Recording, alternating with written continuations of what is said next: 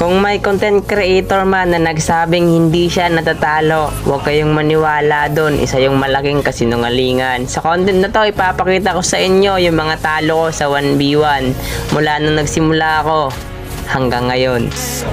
Alam ko na yung build ni Iso na boy. Patay ka sa akin. Uy, grabe yung damage ko, boy! Sa laban ng Indra versus Izuna ay grabe yung nangyari dyan. Syempre, kawawa ako dyan, matik.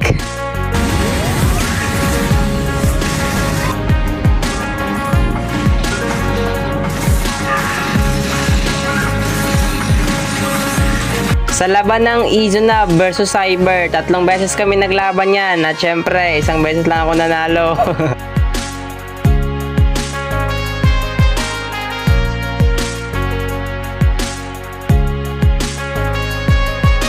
Etong si Vance, hindi to sikat pero sobrang lakas, kaya sobrang solid. Syempre, talo din ako dyan.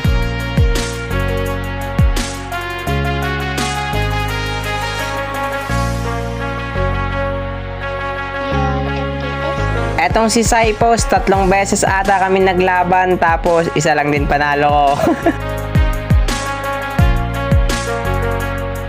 Etong si Laurel, hindi pa to sikat dati, hindi nyo pa to kilala, hindi nyo pa to idol, hindi nyo pa to hinangaan, pero tinalo na ako neto. Tapos, sobrang tamad neto gumawa ng content dati, ewan ko lang ngayon.